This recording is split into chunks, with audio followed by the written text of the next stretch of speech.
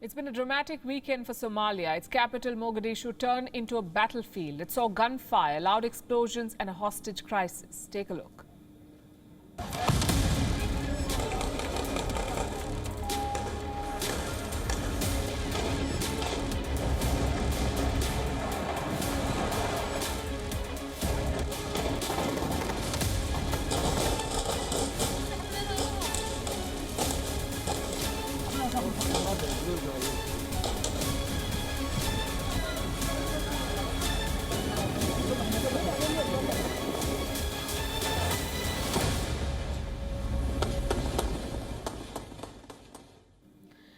This is the Hyatt Hotel in Mogadishu. It is frequented by the city's elite. It is also popular among lawmakers and other government officials. On Friday, the hotel was attacked by al-Shabab terrorists.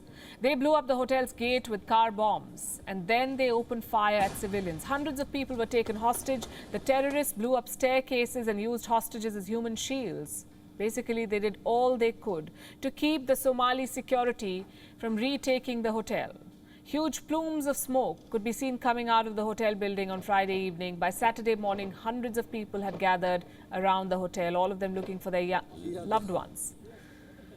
Several guests had locked themselves in their rooms. Reports say 3 children had taken refuge inside a toilet. The 30-hour battle came to an end late on Saturday. For those watching us from India, some of these details may remind you of 26/11. Back in 2008, a hotel was attacked in Mumbai. There was a hostage crisis that lasted 3 days. The terrorists tore the place apart. 31 people were killed, 28 hurt. India had never seen an attack like that before, or after, thankfully. But in Somalia, attacks on hotels are common. Al-Shabab terrorists regularly target properties that are popular among government officials. What happened over the weekend was the worst attack in recent times. By the end of it, some 21 people had died, some 117 others were injured, and at least 106 people were rescued. I want to tell all Somali people inside and outside of the country that the operations on Hyatt Hotel siege have been finally finished at midnight last night. This is what the hotel looks like right now. The area is being combed. The siege may have come to an end, but Somalia's war on terror continues, as does the threat from al-Shabab. This terror group is affiliated to the al-qaeda. It was formed in the year 2007. Al-Shabab wants to overthrow Somalia's government, impose strict Islamic law in the country. In other words, Al-Shabab wants to create an Islamic caliphate of Somalia. This country is home to around 17 million people.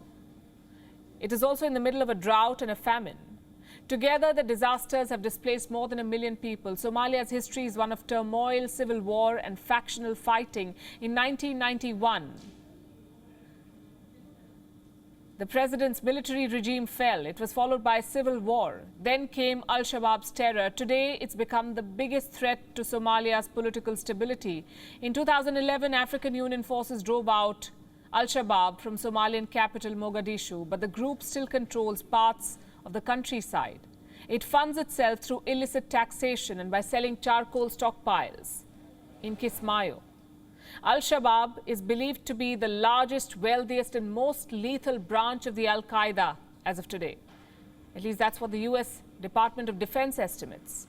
In 2017, it blew up a truck packed with explosives in Mogadishu. More than 500 people were killed in that incident.